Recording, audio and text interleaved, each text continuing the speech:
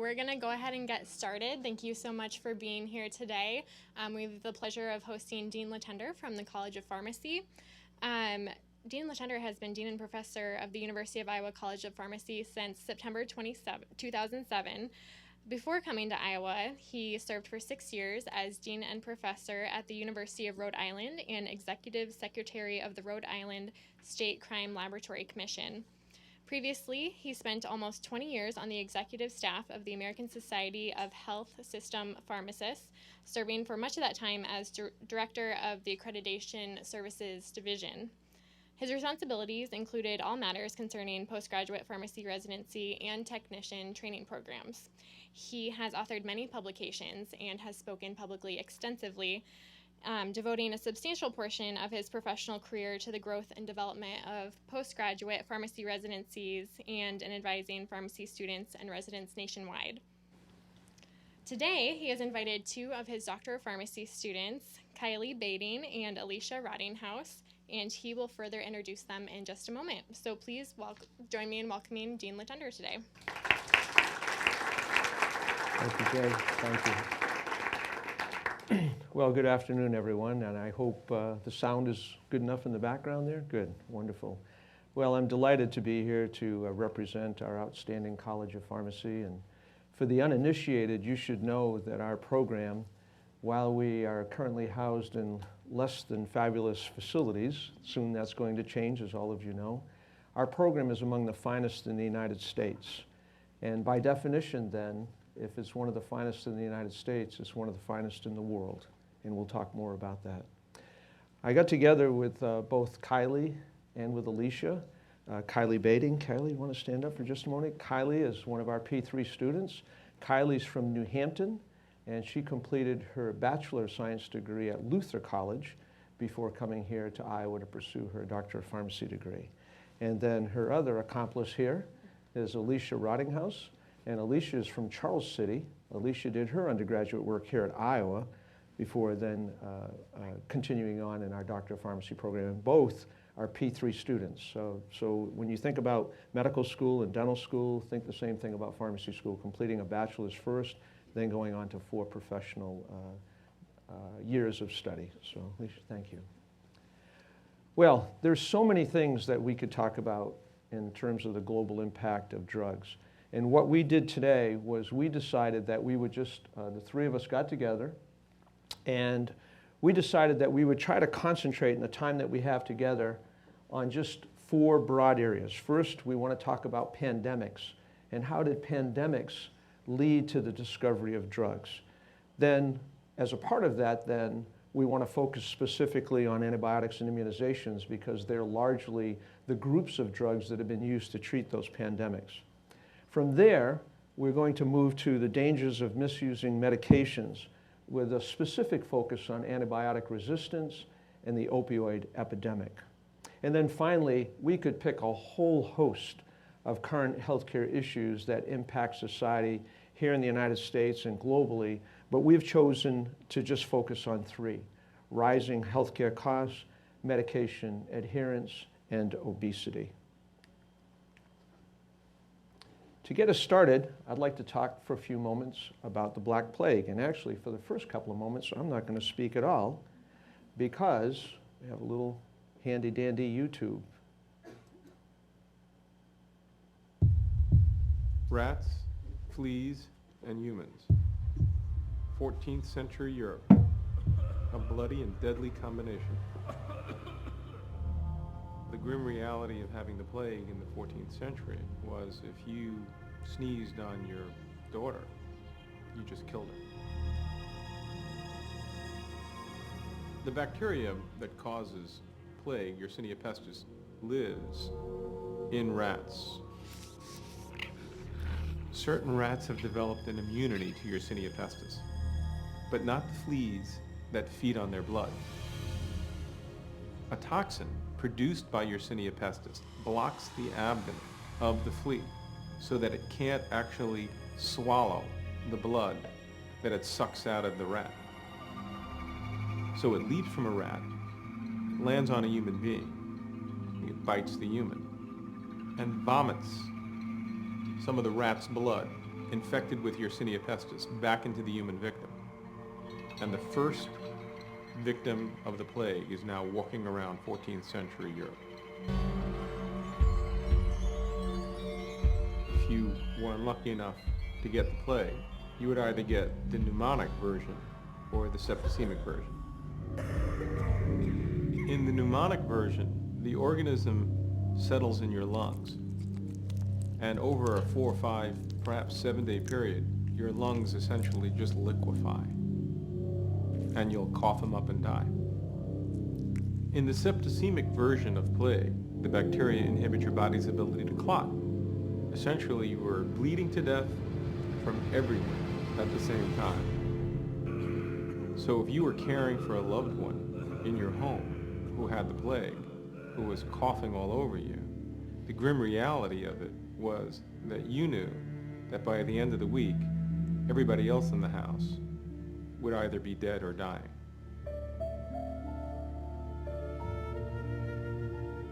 No one has to die of the plague today. The organism that causes plague is actually easily treatable with very common and very inexpensive antibiotics. So, if you're dying of the plague today, you are really unlucky. But if you're dying of the plague in 1349, you're just doing what all your neighbors are doing.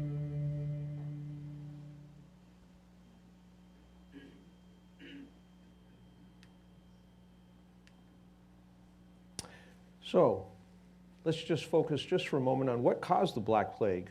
Well, from a medieval thinking standpoint, the logical thinking at the time was this has to be some type of divine intervention.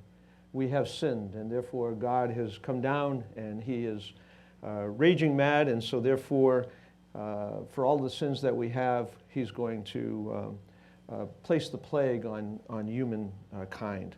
Well, as we know that that's not true. Current knowledge, as was reported in the small tape that you have Yersinia pestis, which is the organism that was discovered by a French biologist, Alexandre Yersin, at the end of the 19th century. How did the Black Plague end? Well, the most logical conclusion, even though they don't know exactly, certainly cleanliness came in, healthcare issues, public health issues, matters of sanitation, how you disposed of your waste, both bodily waste and food waste, and so on and so forth. That began to improve, as we know, as society began to grow and learn from these things. But other dimensions, hygiene, bathing, boiling water, and certainly burning of death bodies, but more than likely, similar to the comment that was made about the rat forming an immunity against the disease, in all likelihood, over time, more and more human beings develop that immunity. Let's now move to the more recent time, the influenza pandemic.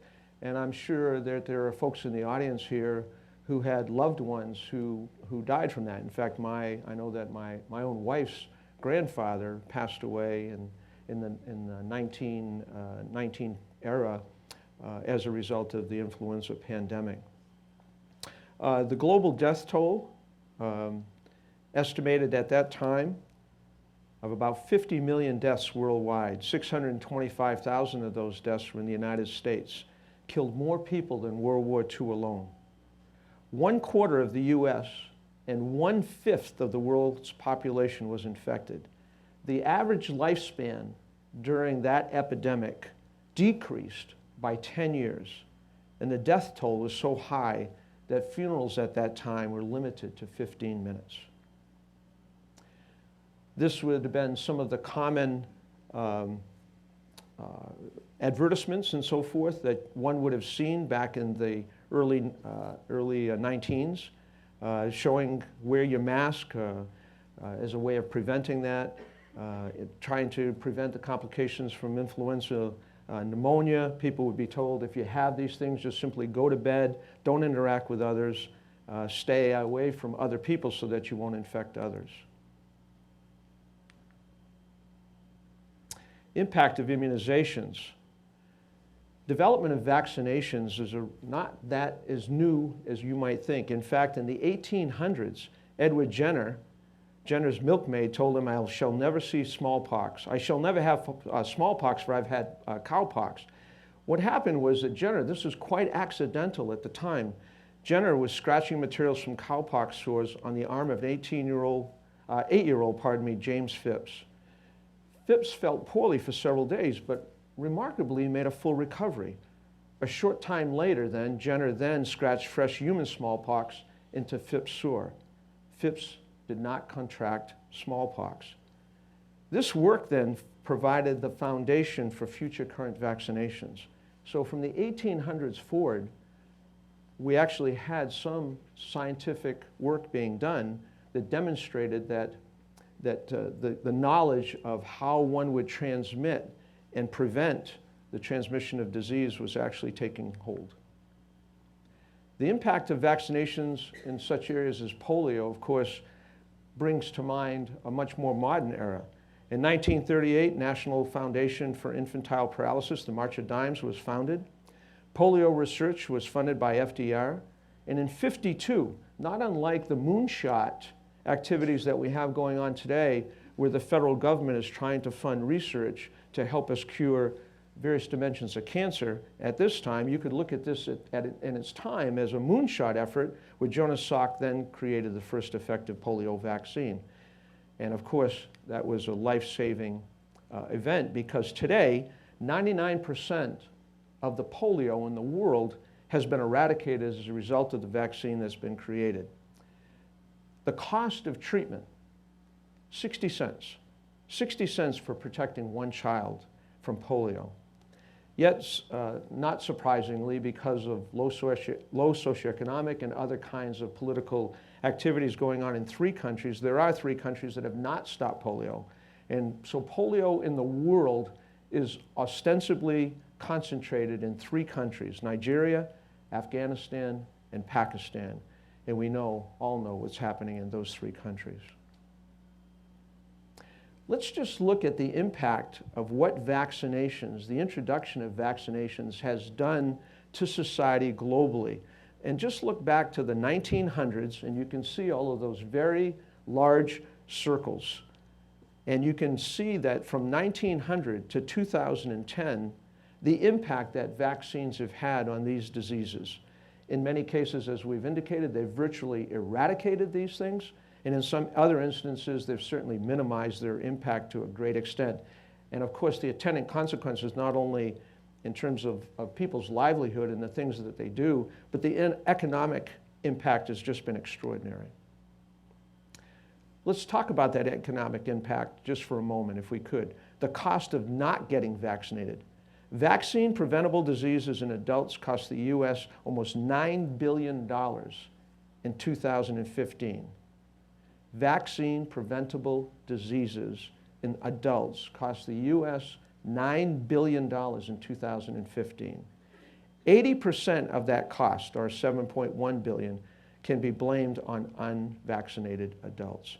You can see on the right-hand side the total cost of vaccine preventable diseases, starting with the flu itself. So one question I would ask, because one of the things they ask us to do in a presentation like this is come away with actionable items. So one actionable item would be to ask everyone in the audience, and I'm not asking you to raise your hand, but have you all been vaccinated for the flu? And if you haven't, then that would be an actionable item. It's something very easily done. And by the way, these 2 young ladies that we have here today are very well trained in being able to provide vaccinations. As an example of that, our pharmacy students alone have provided, just in the 16-17 season, 73 organized flu shot clinics. Over 6,300 immunizations have been given by our students alone in the greater Iowa City area. Let's talk about antibiotics for just a moment. And to start off, I'm going to show you another YouTube presenter. World War I, more than 10 million dead, many from the infection of their wounds. After the war, research intensified to find safe methods of repelling the bacterial invaders. Among those on the case was Scottish physician Alexander Fleming. While studying Staphylococcus bacteria, Fleming noticed something unusual growing in the culture dish, a mold, Penicillium notatum. He saw that the bacteria surrounding the mold had died off, which led him to speculate the mold was producing a substance that was lethal to the bacteria. He named the substance penicillin. For the next several years, Fleming tried extracting penicillin and applying it to treat infections. But he was unsuccessful and eventually gave up. Fleming's work, however, proved invaluable. In 1935, scientists Howard Florey and Ernst Chain at Oxford University came across a record of Fleming's curious but incomplete work with penicillin and decided to investigate. This time they successfully extracted and purified penicillin. And in 1940, they tested it. They injected 8 mice with lethal doses of the bacteria Streptococci. Then they injected 4 of the mice with penicillin. Within hours, they beheld the results. The 4 mice not treated with penicillin were dead, but 3 of the 4 that had been given penicillin were alive. From Fleming to Florey and Chain, the world's first antibiotic was born. It was a miracle drug. It cured so many diseases that had caused so much pain and suffering. Strep throat, rheumatic fever, scarlet fever, syphilis, and gonorrhea. It was things that we wouldn't even think about today should kill you.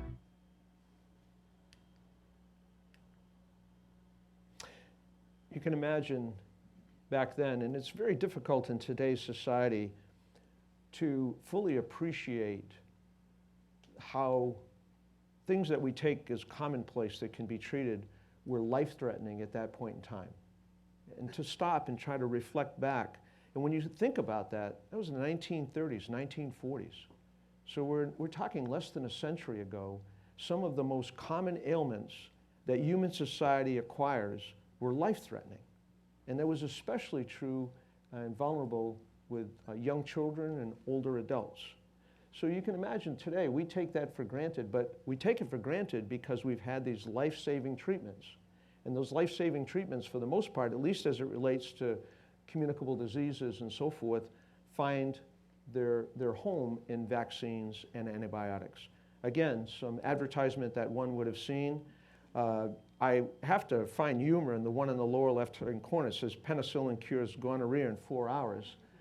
It's almost like everybody wants to go out and get gonorrhea or something, you know, because what the heck, it's going to be cured in 4 hours. But you can imagine in wartime, though, on a more serious note, how during wartime, the use of penicillin saving GIs' limbs and other kinds of things that one was able to treat right there in the battlefield that previously was untreatable, and as a consequence in World War I, for example, many lives were lost simply because of infection. The good, the bad, and the ugly of antibiotics. The thoughtless person playing with penicillin treatment is morally responsible for the death of the man who succumbs to infection with a penicillin-resistant organism. Alexander Fleming.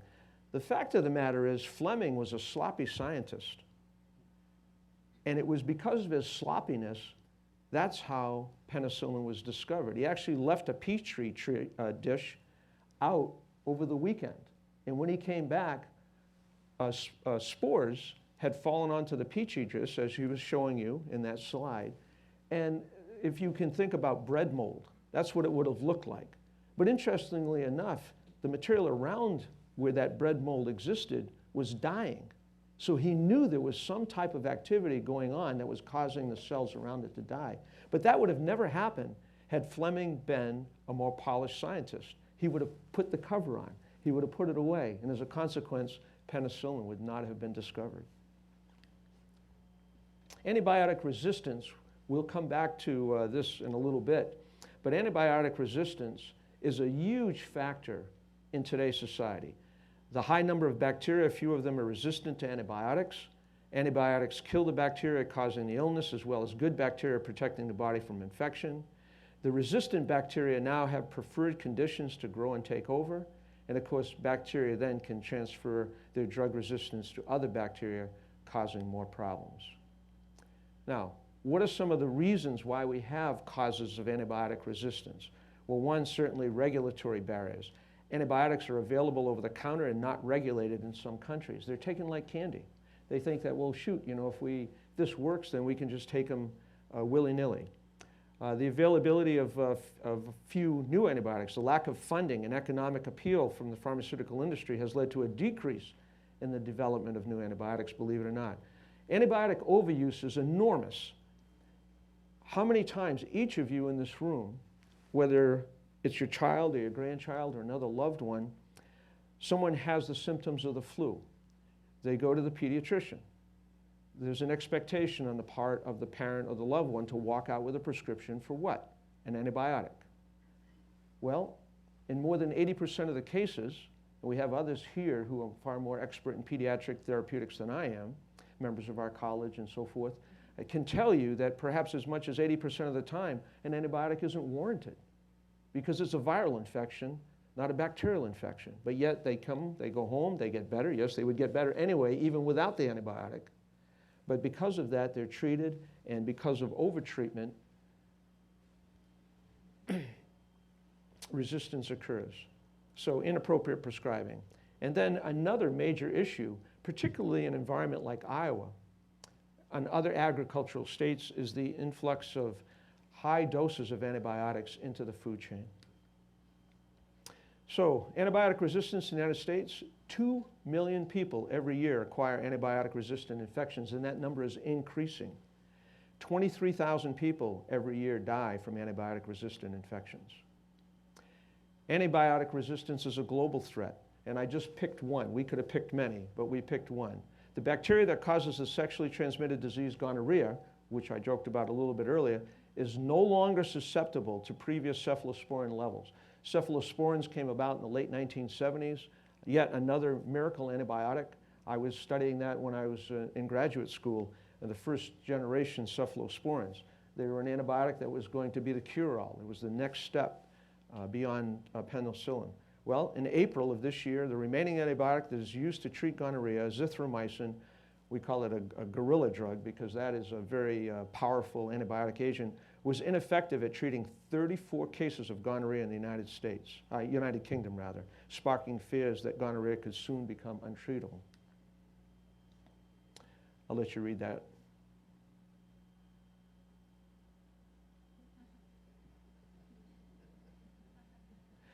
One of the major causes, we'll come back to that, are folks get their prescription for antibiotics when they are appropriately prescribed. They start feeling better after 3 or 4 days, and they stop taking the antibiotic.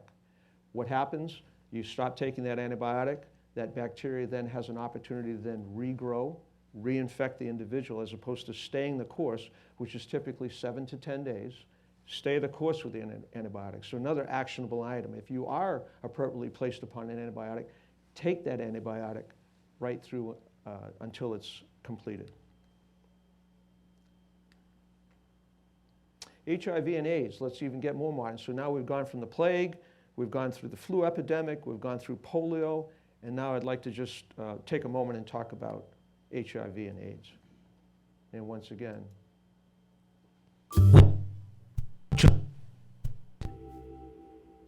the human immune body against illnesses all the time.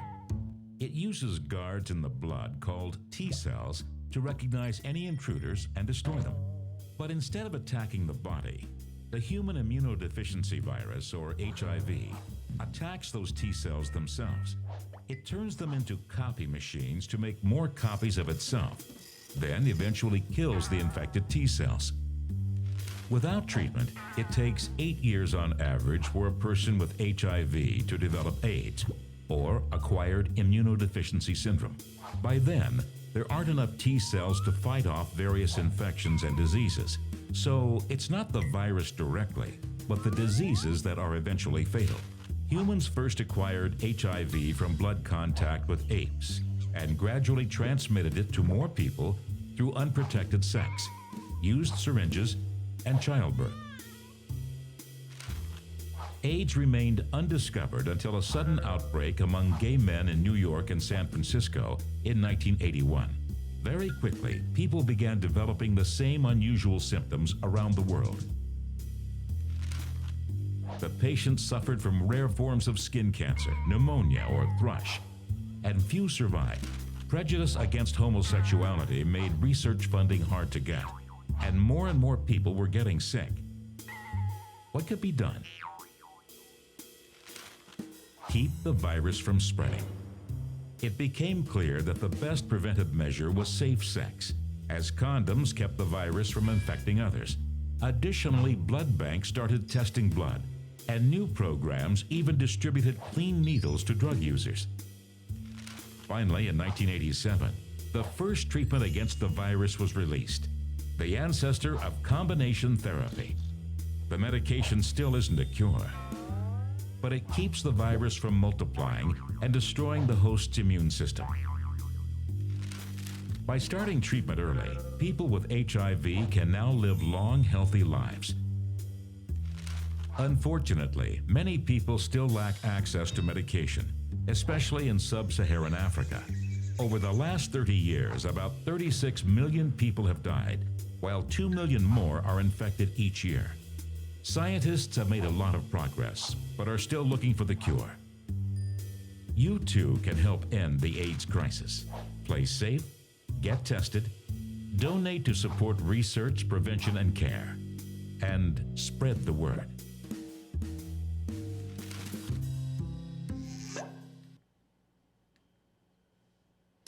Just some comments about the global consequences of HIV and AIDS. Globally, 33.4 million people are living with HIV/AIDS currently. 25 million have died since 1981, but of course that number has plummeted as a result of treatments that we've been able to generate. 97% of the people with HIV live in developing and moderate income nations, which is surprising to some folks, but quite frankly, for those of us that work in the healthcare arena, once again, if you start thinking about the plague and others, it's not uncommon for some of these things to take root in developing nations. 28.6 million people in poor and moderate income countries, and only 1/3 of these people are getting the treatment that they need. HIV medication advancements. You can see over the course of the last several years that a person with HIV, a person without HIV, 79 years. A person with HIV diagnosed at age 20, taking current HIV medicines, 71 years. At one point in time, that would have been unthinkable. I'm sure virtually everyone in this room remembers a point in time when HIV was a death sentence. A person with HIV diagnosed at age 20 and not taking current HIV meds, lifespan of 32 years. Now, of course, we think about the impoverished in countries like sub-Saharan Africa and so forth, but then what brings it to light oftentimes is celebrities when they get it, whether it's Rock Hudson or Arthur Ashe or Magic Johnson. Unfortunately, tennis great Arthur Ashe died because treatments weren't available at the point in time when he contracted the disease, whereas Magic Johnson continues to live a very normal and healthy lifestyle because treatments were in fact available when he was first diagnosed. HIV in the United States, 44 medicines and vaccines are currently in development, 3 in cell and gene therapy, 25 antivirals, and 16 vaccines. Cost of HIV treatment in the US, the average cost of treatment once American over the course of their lifetime, almost $400,000. The US is expected to spend almost $30 billion annually on HIV/AIDS programs. But what is the cost of life? Quite frankly, that's a small amount of money, and I would anticipate that during the course of my lifetime, HIV will be eradicated. Now, at this point, I would like to transition our presentation over to Kylie. Kylie, please. Thank you, Dean Latender. Okay, so far we've kind of talked about these big pandemics that have hit every corner of the world. For the next few minutes, Alicia and I are going to talk about the opioid epidemic, which hits a little closer to home. This is both geographically, as it's mostly seen in America, and probably personally for some people in this room today. So pain is a problem throughout the world. More than 65% of people around the world report they experience pain at least once a week.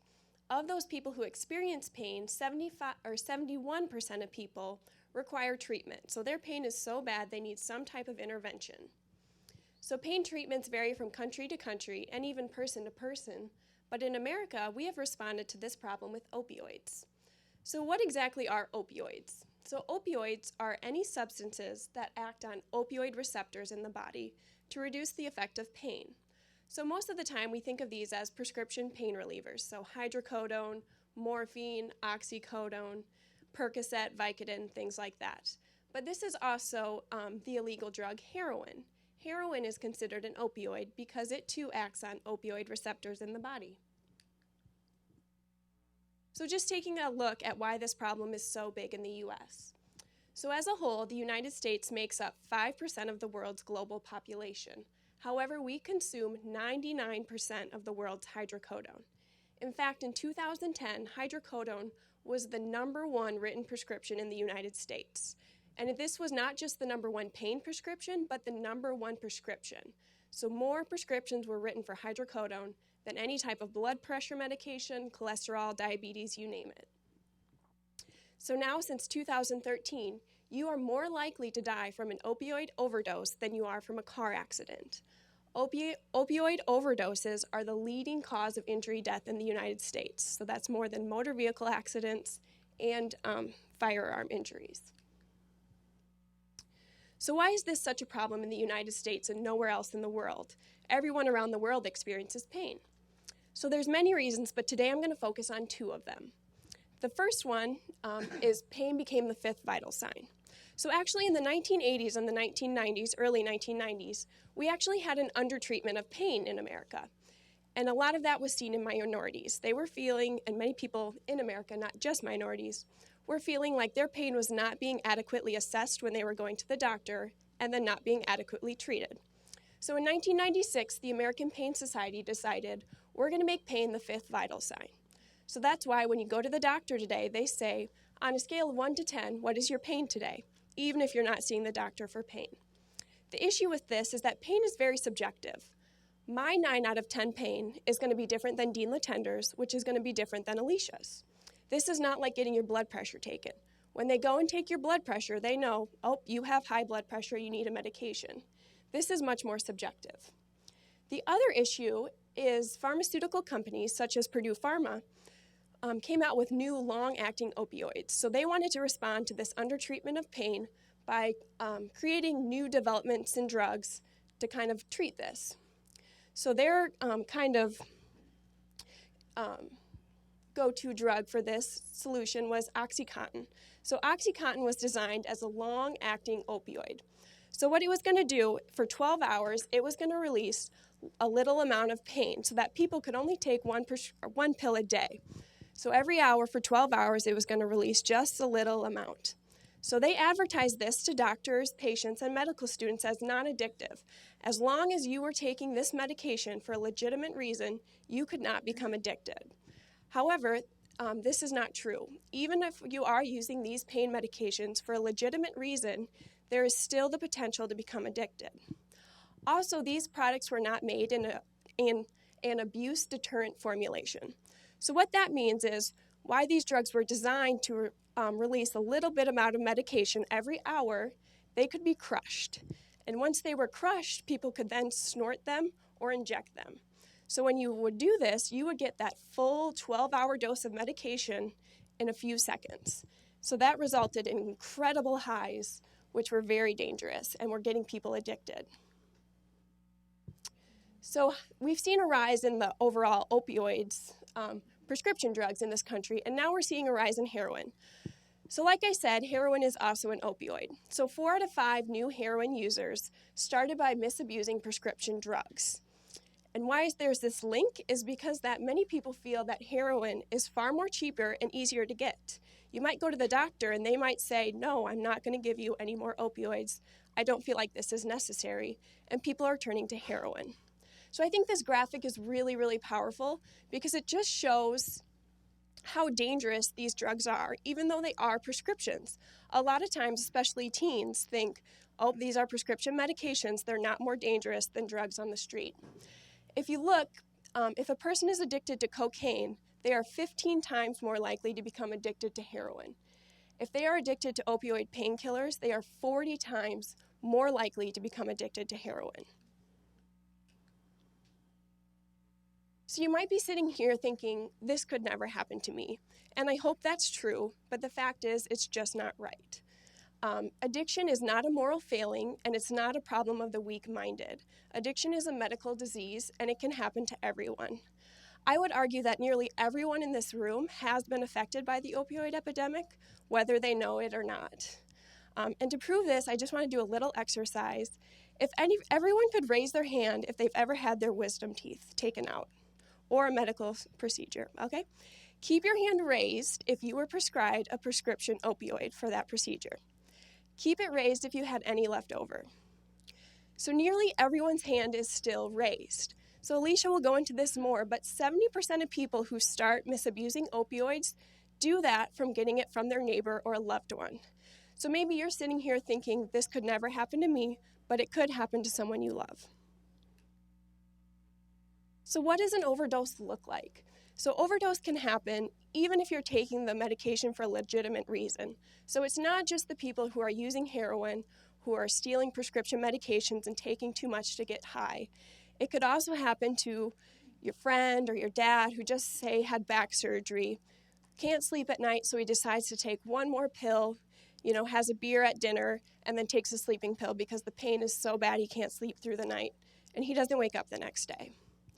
So this is what an overdose kind of looks like no matter what the cause is. So kind of the pinpoint sign is these pinpoint pupils here.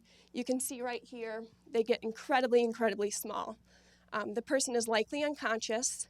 They'll be suffering from respiratory depression, so it'll be very hard to breathe. If they're breathing at all, it'll likely be labored breathing, which kind of sounds like a snoring or a gargling. Their skin will be pale, and their fingertips and lips will be blue if they have pale skin, and maybe purple if their skin is a little darker. So now that we know what the opioid epidemic is and what it looks like, I'm going to turn it over to Alicia, who's going to talk about how we can fight this epidemic. Thank you, Kylie. Okay, so what we are getting now is what we call naloxone, and naloxone is a drug that can reverse the effects of an opioid overdose. So it can bring someone out of that unconsciousness, that slowed breathing, that kind of thing. And currently, we have 3 products that you can get from the pharmacy that I just stuck in my pocket. But the first one here is an auto-injector, kind of like the EpiPen where it's just got the needle in there.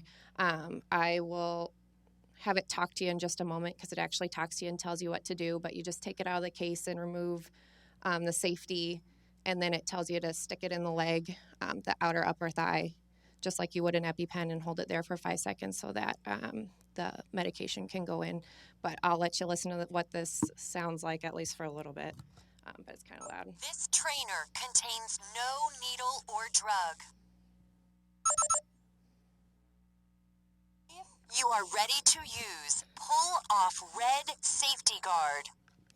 So I'll leave this up here. If you guys want to go through this after the presentation so we don't take up too much time, you're free to go through this, but it gives you step-by-step as to what you need to do, which is really nice. And then there's 2 other, I guess I can put that back in my pocket, 2 other forms of naloxone that are available.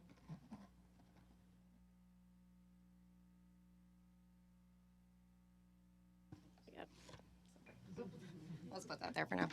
This is called a nasal spray, and you just kind of rig it together, and then you can squirt the medication up into a nostril. And then there's also, this one here is just a nasal mist. So unlike the ones you would get for your prescriptions where you usually have to prime it, shake it up, prime it, this one actually is already primed, so you just squirt it right in a nostril. And it should be noted that with all of these that you can use them twice. So if you don't see a reversal within the first 3 minutes, you can give them another dose. So with the nasal sprays, you can use the other nostril if it doesn't work. But you want to wait 3 minutes for that. And then with naloxone, the effects of the drug actually only last 30 to 90 minutes. And for opioids, the effect is going to be much longer. So first you're going to want to call 911 before you administer naloxone and then give it. And then you want to make sure you're waiting around with that person until the emergency services come, because potentially they could go back into their overdose since the effects of the naloxone could wear off. Naloxone will not harm someone if it's given without an overdose. So it's always important just to give it if you think that there is an overdose. And then when in doubt, call 911 and administer naloxone. So we just want you to remember the phrase "I care." The I is for identifying overdose. Like Kylie was saying, you can have pinpoint pupils, respiratory depression, and unconsciousness. The C is for call 911. It only lasts, like I said, for 30 to 90 minutes, so you want to make sure you stay with that person after you call them. Make sure they don't go back into an overdose. If that happens, you want to make sure you administer naloxone again. It is important to know that when somebody wakes up from an opioid overdose, they're most likely going to be pretty agitated that you woke them up. So you want to just make sure you keep yourself safe with that. Just let them know that help is on the way. And then A is administer rescue breathing. So you want to do 2 rescue breaths, followed by 1 breath every 5 seconds, just to make sure they're breathing. And then you can go ahead and administer naloxone. If that does not work, you want to resume your rescue breathing. And then E would be for ensure safety until EMS arrives. We wanted to talk a little bit about the expanding naloxone in Iowa. So a bill has recently been passed where naloxone is available at pharmacies now. It used to be that it was only available through paramedics or EMS services, but now law enforcement, fire departments, and service programs are allowed to carry this with them. And they just passed the standing order for the pharmacy. So like a flu shot, you could go to the pharmacy and obtain some naloxone if the pharmacist finds it deemable that you need it. So either if you find yourself at risk for an opioid overdose, or if you know a loved one that you think you will need to use naloxone for.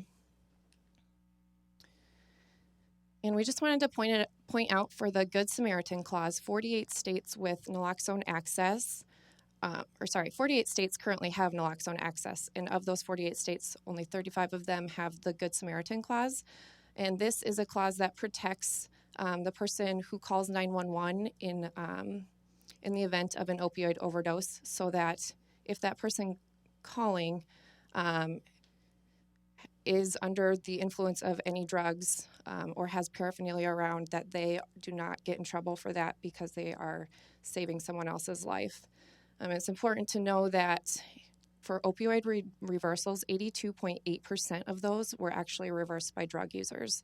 So those are the people that are going to be at the scene. They're going to be most accessible to the naloxone. And much dropped from that is 9.6 are from family members and 0.2 are from public service providers. And then we just want to talk about a couple other ways that you could hopefully prevent this epidemic and just medication misuse in general. So 70% of Americans who misuse prescriptions obtain them from family or friends. We want to make sure you're aware of proper medication storage and disposal. So a lot of people tend to keep their prescriptions in their bathroom, which is not a good place to keep them. Number one, there's a lot of humidity in the bathroom. But number two, it's behind a closed door. So if someone comes into your house and closes the door in the bathroom, you're not going to see them take your medication. It's too private of an area. You should keep them in a more public place like a kitchen where someone could see somebody taking something. And then also if you got like a lockbox, if you're concerned about someone stealing your medications, you can get those at a lot of pharmacies and even just like a local hardware store. As long as you've got a lock on a box, it should help with that. And then as far as disposal goes, most pharmacies will take back any non-controlled medication. You want to just make sure you take off your information before you give it to them. And then the Johnson County and Lynn County Police Departments actually have drop-off boxes where you can bring in controlled medications at any time. It's 24 hours. You can just put them in the box and they won't ask questions. You don't have to talk to anybody, so that's pretty great. And then we just wanted to point out that the economic burden of addiction is really costly. $1 trillion are spent every year, and that includes drug treatment, lost productivity, and just active addictions. So with that, I'm going to give it back to Dean Latinder to talk some more about the cost of healthcare.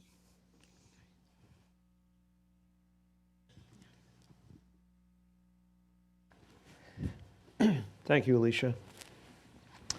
So we'll close off, and then we can move right into question and answers. Now, I'd just like to talk about 3 current healthcare concerns. As I mentioned at the outset, we could have taken this in so many different directions, and we could have talked about so many different medications. We didn't cover cardiovascular agents, we didn't cover cancer agents, we didn't cover a whole host of things. We tried to focus in the limited time we had available to really hone in on those areas that we thought might be impactful. And certainly that impact is often driven by an untoward consequence like a flu epidemic or HIV or polio or whatever the case might be. Then there's sort of a cause célèbre, if you will, that brings the scientific community together that says, look, we have to do something about this. And certainly here in Iowa, we're no different. We are working feverishly with various health sciences together in a scientific community and trying to find cures or at least treatments for many of today's maladies. Well, let's just talk about the rising healthcare costs in general. We talk about the United States and what we do to try to eradicate or at least treat disease and eradicate in cases where we can disease. But it's an interesting phenomenon in our country that is rightfully under great scrutiny, and that's on a per capita healthcare spending versus average life expectancy. You can see that the United States is a huge outlier. Bottom line is we're not getting the bang for our buck, if you will, in terms of how much money we are spending for healthcare in terms of what it's doing for overall average life expectancy. And part of that has to do with the things that we talked about before, inappropriate use of opioids, overprescribing, and so on and so forth. The U.S. spends more on healthcare than any other nation in the world. Today, what could we do with the $15.5 trillion we would have saved if healthcare spending over the last 30 years had been the same as the second highest spending country? Well, we could have transformed our $11.6 trillion federal debt into almost a $4 trillion surplus. We could have sent, you can read the number, students to 4-year colleges. We could have covered an area the size of South Carolina with solar panels, not polar sandals, solar panels. And we could have bought everyone in the world 4 iPads, just to put things into perspective. I won't spend a lot of time on this, but suffice it to say that the Organization of Economic Countries and Developing Countries and Communities have worked very hard at trying to address the issue of healthcare spending. And you can see that, once again, the United States is an outlier in every one of the categories. Reducing prescription drug costs is a top public healthcare concern. And in fact, in this election, this is very recent data that just came out, and the #1 concern expressed by the United States citizenry is that making sure that high cost of drugs for chronic conditions are affordable to those who need them. And you can see there are many other items on there that are related to healthcare and drug delivery. So let me shift right now to the second healthcare concern that we talked about, and that's medication adherence. The fact of the matter is roughly 50% of our society do not take their medications correctly. And that's irrespective of socioeconomic group. You could be wealthy or poor. It has no bearing. The fact of the matter is that half the people in this country do not take their medications accordingly. Now, look at this. I think this is actually extraordinary. For every 100 prescriptions written, 50 to 70 are filled. So right off the bat, you have folks that get a prescription and they don't get it filled for a variety of reasons. Now, some of those are very, very good reasons. You're trying to decide, a poor family's trying to decide between putting food on the table or taking that medication. 48 to 66 are picked up from the pharmacy of the 50 to 70 that are filled. But you can see already that they get it filled, but they don't pick it up. And then of that number, the number that I just said, of the number that are actually picked up, half are taken properly. And then only 15 to 20% are refilled as prescribed. Now you can think about chronic care diseases such as hypertension, such as hypercholesterolemia, a whole host of other diseases, and you have only 20%, 1 in 5, are actually getting those medications refilled and taking those. Well, what happens when you don't take your blood pressure medication? It's no wonder then that you have so many folks then that subsequently end up with their blood pressure shooting up. They end up having a stroke, they end up in the emergency room, attendant costs, and you can see then why healthcare spending in our country begins to accelerate. So just an overview shot of the medication adherence issue. Nearly 3 out of 4 people, Americans, do not always take their medication as directed. This problem causes 1/3 of the medicine-related hospitalizations in this country. Nearly 125,000 deaths every year associated with inappropriate prescription use. And that's legitimate use. And what would be the avoidable cost, let alone the other costs associated? The avoidable cost almost $300 billion in our system alone. Last point that I'd like to talk about is obesity. And particularly in today's society where we have these little handy-dandy little devices and you see the children, I know even children that I get to witness, they have, I think, the best exercise thumbs in the world.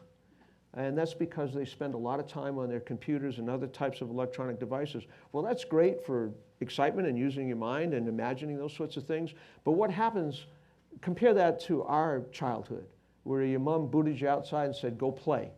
And you ran around and you went on the swing set and you did this and you did that and you exercised and you came in and you were burning up those calories. Well, a lot of the children today are sedentary. You know, in fact, I'll just tell you a really quick story. About a year ago, I was at a Council of Deans meeting right here at the Old Capitol Mall, and I walked out and it was pouring, and I did not have overshoes and I did not have an umbrella. So I timed it such that I could run across the street, grab the Red Line bus up to Reno to get close to the College of Pharmacy.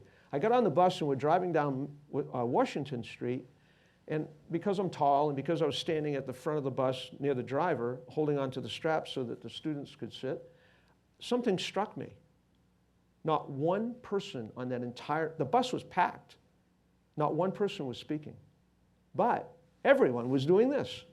And for all I know, they were probably speaking to the person. I think that is, in part, reflection of what we have done within our society and how that impacts our exercising. And as a consequence, look at us compared to the rest of the world. 66% of the United States are classified as obese. Now, this could be overweight or obese versus 37% worldwide. And in children, it's especially striking. Direct costs of obesity, healthcare costs, medical tests, drugs to treat comorbidities associated with obesity, $152 billion. And then you can see the indirect costs of obesity include such things as the loss of work, insurance premiums go up, and then lower wages because of prejudice against, largely because of prejudice against obese individuals. Weight loss benefits, we know, medical benefits as well as personal benefits, so I'm not going to spend a lot of time on that, except that one thing that we should note, the one thing that I would like to highlight is the escalating growth of diabetes in our country. And why do we have that? Because of obesity. So with that, what I'd like to do is just close out with this and then turn it over to questions. I wanted to just share with you for a moment, because most people's perception when I get into a public audience, your perception of pharmacy is your local Walgreens or CVS. That might be 98 or 99% of your perception, but that's less than 1% of mine. And the reason is because the men and women who grace our halls, and these two young ladies are representative of the outstanding students that we have here. These are extraordinarily bright young individuals who are going to be future healthcare professionals. They come into our programs, they have a Bachelor of Science degree already, they spend 4 more years of study, and unlike what we did, if you can see, the growth of drugs in our country, not surprisingly, coincided with the need to educate people more. You think about the things that we talked about when World War I and polio and vaccinations and so on and so forth. It's no wonder that as new drugs were discovered, we needed to educate people longer. So like in my case, I did a 5-year Bachelor of Science degree before I went on to graduate education. But today, every pharmacist in this country needs to, in order to graduate to practice, you need to have a Doctor of Pharmacy degree, and that's been the case since 2004. And in our case, 2/3 of our students go on for postgraduate education and training beyond their PharmD degree because of the complexities associated with diseases and the treatment of those diseases. So highly scientific, highly trained. These individuals are just extraordinary men and women who complement exceedingly well the rest of the healthcare team. And I'd like to close with that. We have an outstanding College of Pharmacy here at the University of Iowa. Why? I would like to believe that the reason why we have an outstanding College of Pharmacy is because the complement that we have of the other health professions.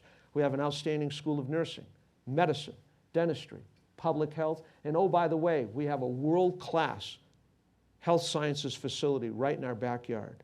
I'd like to also believe then that the reason why we have such good programs in medicine, dentistry, nursing, and public health is because we have a good program in pharmacy. We're complementary to one another. Good patient care is complementary, good science is complementary, good education is complementary. We have an outstanding health sciences program here at Iowa, and it's just a privilege and an honor for me to stand up today in representing one dimension of that, and that's the profession of pharmacy. So we thank you for the opportunity today to be with you and talk a little bit about our world. As I said, we could have taken this in so many different ways, but these two young ladies here, I've worked very closely with them, and we wanted to hit upon what we thought were some of the highlights. So with that, I'd like to open it up for questions. And I'm going to ask my young colleagues here actually to do their best in addressing most of these questions. So Kylie and Alicia, please come up here. And we are right at 1 p.m., so just to be respectful of your time, if anyone does need to head out at this point, please feel free to do so. We're going to stay for a bit longer. We're good with that. Go ahead, please. Yes, sir. Oh, thank you.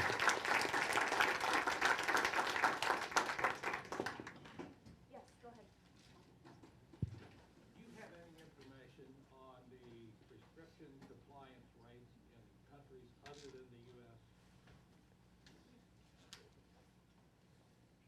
Yeah. So as adherence as a whole across the globe is very poor. So in the United States is about 50%, but for chronic conditions worldwide, it is also about 50%. So though it's bad in the United States, we are not exceptionally worse in that category compared to other countries. So it's right about 50% everywhere in terms of chronic conditions. Yeah. What can be done about the overuse of antibiotics in agriculture? You might want to repeat the question for the people in the back. The question was, what can be done about the overuse of antibiotics, especially in agriculture?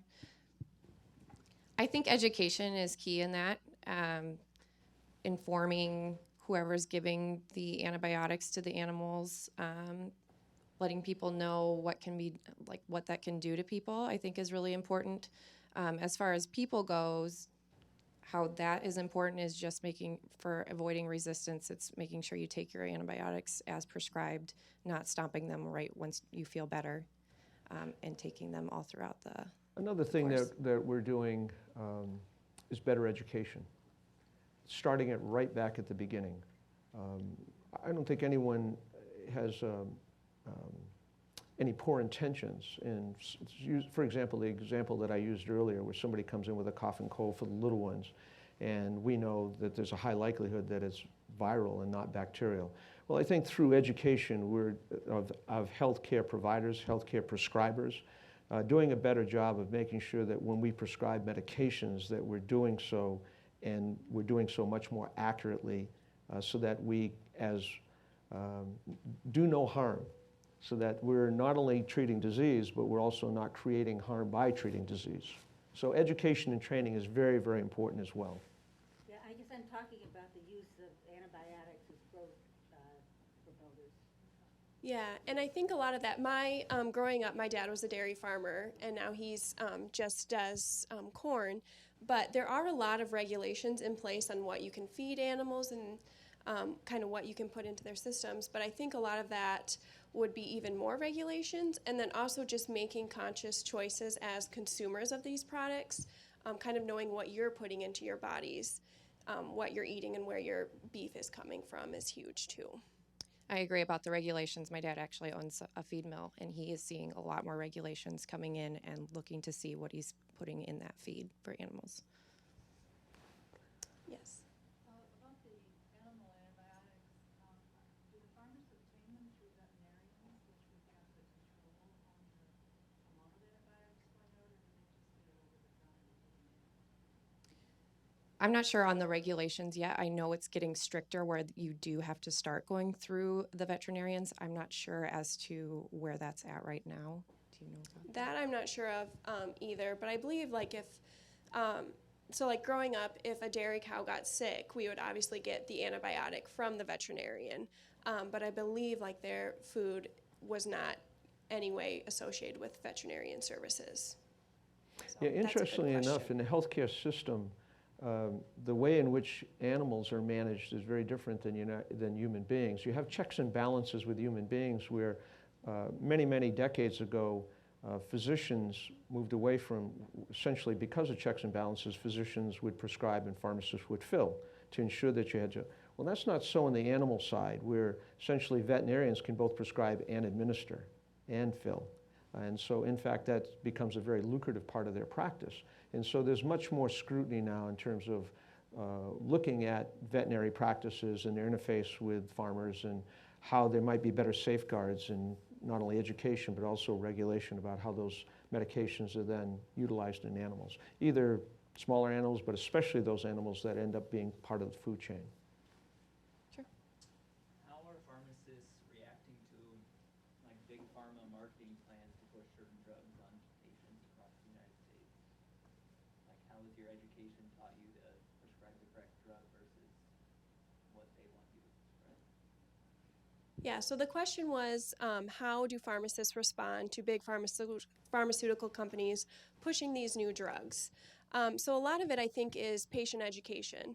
When patients see these commercials on TV of these new drugs, they think, oh, that's what I need that. So then they go to their doctor and kind of have that conversation with them. And then the doctor ultimately decides what is prescribed. When they come to the pharmacy, we can say, you know, do you need that brand name drug? This generic works just as well and it's only $4. So I think a lot of our response is just to educate our patients on what's out there and what are the best options, and also taking big pharmaceutical companies with a grain of salt, especially with the OxyContin example. They were pushing things that always weren't the best for our patients or necessarily true. So making sure we really look into where they're getting this information.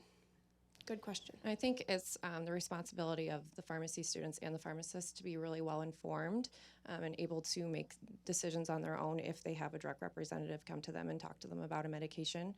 Ultimately, they need to know with their background in their education as to how that's going to affect somebody. And as far as the OxyContin goes, we actually have a really great prescription in Iowa called the Iowa Prescription Monitoring Program that providers can log into and kind of check the use of different patients' history on their prescription medications. As a part of that's a great question. As a part of our students' education, not only do they learn drug literature review so that they look at objective sources of information to make decisions about medications, but they also learn about a thing called counter-detailing. And so folks that work for the pharmaceutical industry obviously are driven by quotas and how much they sell and so on and so forth. Very different part of the world we live in, but yet it's part of our world, so we have to contend with that. Well, our students and pharmacy students across the land are taught how to counter detail. So they go into a physician's office and they try to promote their particular drug product, and then it's our responsibility as pharmacists to, when appropriate, to work against that and say, no, that you've really been sold a bill of goods, if you will. So that's with the prescriber side. And then, as Kylie was mentioning, and Alicia as well, then on the patient side, when a patient comes in and you realize that that patient has a very costly drug, when you know that there's a cheaper version available, well, think about the medication adherence. One of the reasons why people don't take their medications right, they cost too much. So if you can provide them with a cheaper version, our students are extremely, graduates of our program, extremely well educated, knowing about those alternatives, calling back the prescriber and saying, listen, you know, I got a cheaper version here that'll have the same impact? Very, very good question. Yes. I'm concerned about generic drugs, taking the original drug and then taking the generic. I can tell the difference between the two, and I'm concerned about quality control of generic drugs, especially the ones that are produced in China, India, etc. What do you think about that?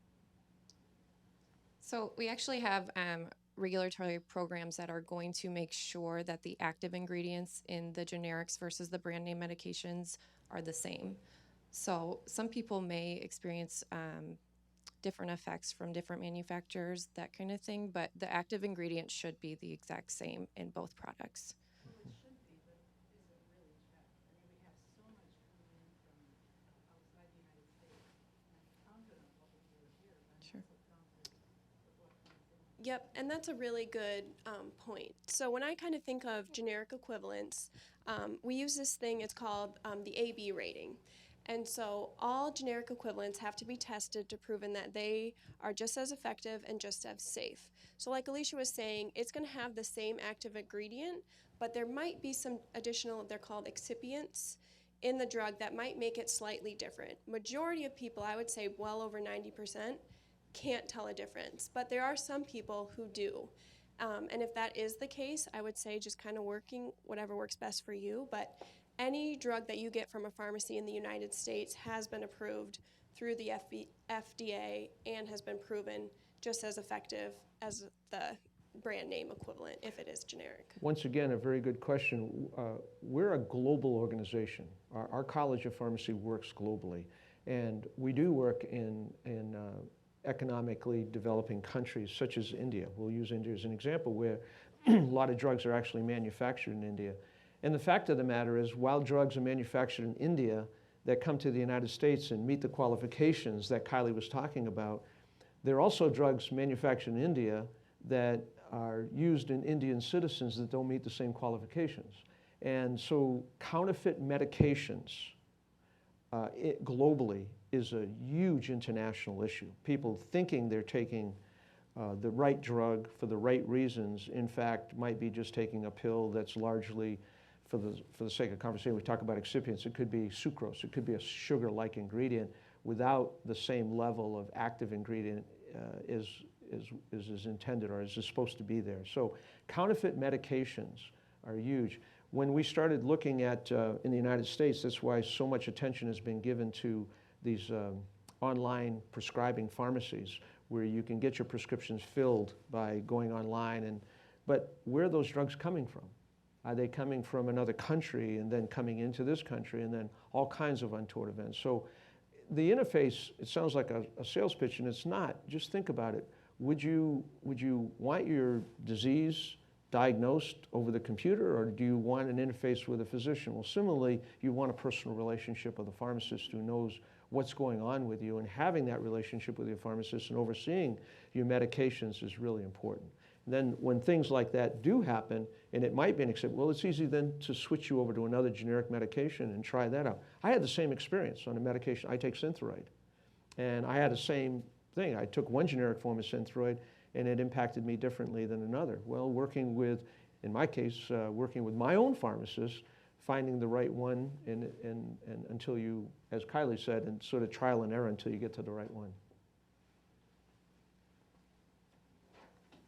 Any other questions? Yes. Pastor Priest.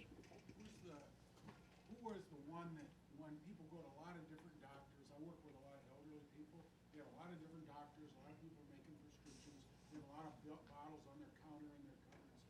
Who's the one that navigates what works with what, and that mix of meds that they're taking? Is it the pharmacist? Is it the... Yeah, that's a very good question. So the question is, when you have patients who see multiple physicians and have multiple medications, who kind of works to make sure all those dots connect? And it definitely is the pharmacist, but I think it's kind of a team effort.